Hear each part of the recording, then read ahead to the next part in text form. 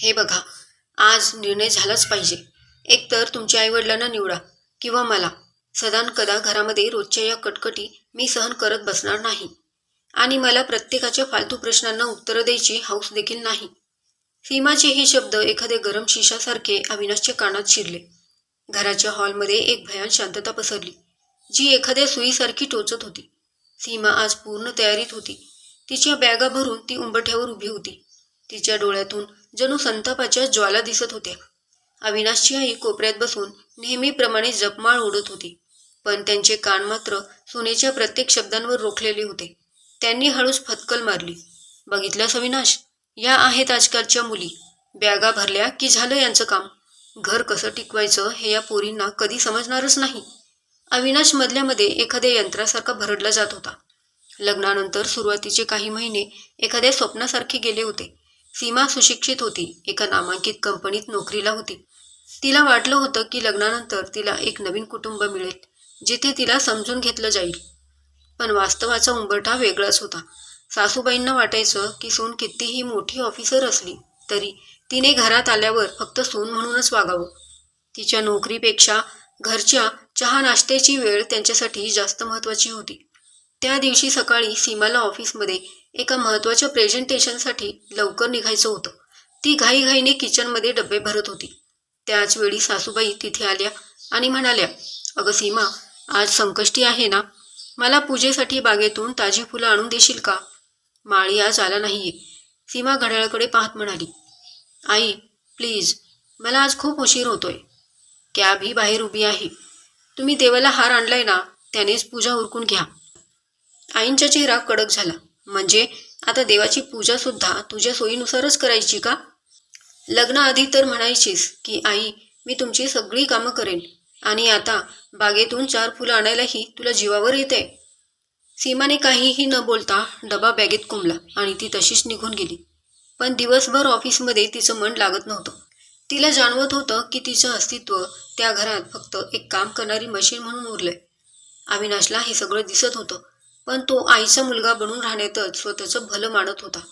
त्याला वाटायचं की शांत राहिल्याने वाद मिटतात, पण त्याची हीच शांतता सीमाच्या मनात अन्यायाची भावना निर्माण करत होती.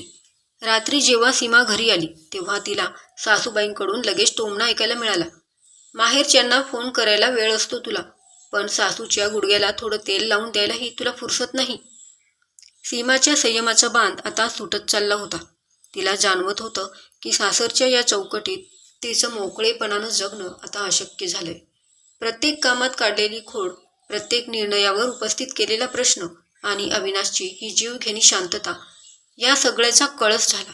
आणि सीमाने त्या दिवशी स्पष्टपणे आपला निर्णय जाहीर केला. मी जात आहे अविनाश, पण लक्षात ठेव, मी घर तोडायला नाही तर स्वतःला वाचवायला जातीये. असे म्हणून तिने आपली बॅग उचलली. हॉलमधील घड्याळाची टिकटिक कानात भेदून जणू हृदय चिरत होती. अविनाशच्या आयुष्यातील एका मोठ्या वादळाची ही केवळ सुरुवात होती. सीमा घराचा उंबरठा ओलांडून बाहेर पडली, पण आता तिचं मन सासर आणि माहेर या 2 टोकांवर झुलत होतं. तिने विचार केला की थोड्या दिवसाच्या विरहाने कदाचित सासूबाईंना तिची किंमत कळेल आणि अविनाशला त्याच्या चुकीची जाणीव होईल. पण सासरच्या घरात शांतता ही एका शस्त्रासारखी वापरली जात होती.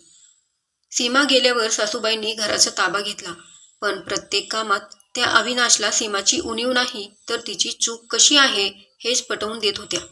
तणाव शिगेला पोहोचला असताना 3ऱ्या दिवशी सीमाच्या फोनची रिंग वाजली. पलीकडून तिच्या आईचा रडका आवाज आला, सीमा, अगं तुझे बाबा शेतात काम करताना त्यांना अचानक चक्कर आली आणि ते कोसळले.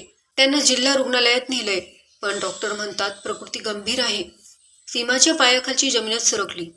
तिचा एकुलता एक भाऊ सीमेवर देशाचं रक्षण करत होता. अशा वेळी आईला आणि बाबांना तिची खूप गरज होती. तिने थरथरत्या हाताने अविनाशला फोन लावला. तिला वाटलं होतं की या संकटाच्या वेळी तो सगळं विसरून तिच्या पाठीशी उभं राहील. अविनाश, बाबांना हार्ट अटॅकसारखं काहीतरी झालंय. मी गावी जातीये, प्लीज तू येशील का? तिने विचारलं. पण फोनच्या पलीकडून अविनाश काही बोलण्याआधीच आईचा आवाज ऐकू आला, अविनाश, सांग तिला, एकदा घराबाहेर पडली आहे ना, मग आता ही नाटकं कशाला?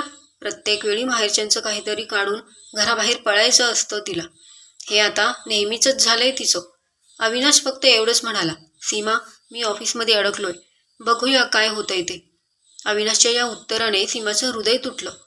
ज्या माणसाला ती आपला आधार मानत होती तो आज ऑफिस आणि आईच्या मागे स्वतःला लपवत होता. सीमाने एक क्षणही वाया न घालवता बस पकडली आणि ती गावी पोहोचली. रुग्णालयाचा तो पांढरा वॉर्ड, सगळीकडे गोळ्या औषधांचा उग्र वास पसरला होता आणि आजूबाजूला एक अनामिक पसरलेली भीती होती. सीमाने पाहिलं की तिचे बाबा ICU मध्ये मृत्यूशी झुंज देत होते. डॉक्टरांनी सांगितलं की त्यांना तातडीने रक्ताची गरज आहे आणि त्यांचा रक्तगट दुर्मिळ आहे. सीमाचा रक्तगट बाबांशी जुळणारा होता. ती स्वतः खूप थकलेली होती, कारण 2 दिवसांपासून तिने नीट खाल्लं पिल्लं देखील नव्हतं. पण मागचा पुढचा विचार न करता सीमाने वडिलांना रक्त दिलं. 4 दिवस निघून गेले. आता मात्र अविनाशला राहवलं नाही. आईच्या टोमण्यांपेक्षा त्याचं सीमावरचं प्रेम वरचढ ठरलं. तो कोणालाही न सांगता सीमाच्या गावी पोहोचला. रुग्णालयाच्या त्या थंड बाकावर सीमा डोळे मिटून बसली होती. तिचे डोळे सुजलेले होते, चेहरा निस्तेज झाला होता. अविनाशने हे पाहिलं आणि त्याचं हृदय पिळवटून निघालं. ज्या मुलीला तो माहेरपीसाठी म्हणत होता ती खरं तर एका रक्ताच्या नात्यासाठी स्वतःचं रक्त आठवत होती. त्याने पाहिलं की सीमाची आई एका कोपऱ्यात बसून देवाचा धावा करत होती आणि तिथे सासरचं कोणीही नव्हतं.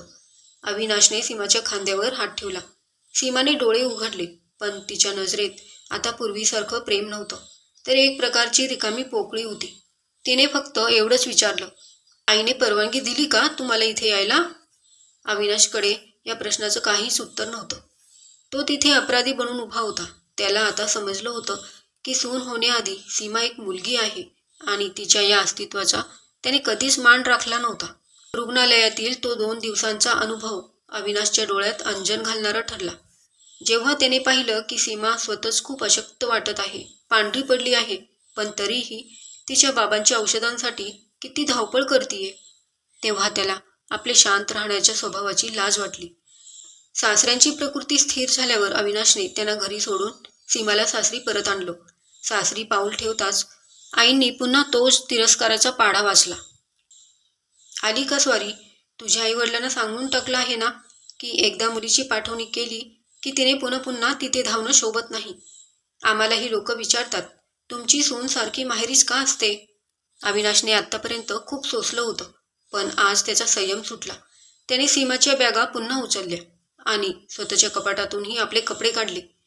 काय करतोयस अविनाश? हे काय चाललंय? आईने आश्चर्याने विचारलं. माधवराव ही वर्तमानपत्र बाजूला ठेवून उभे राहिले.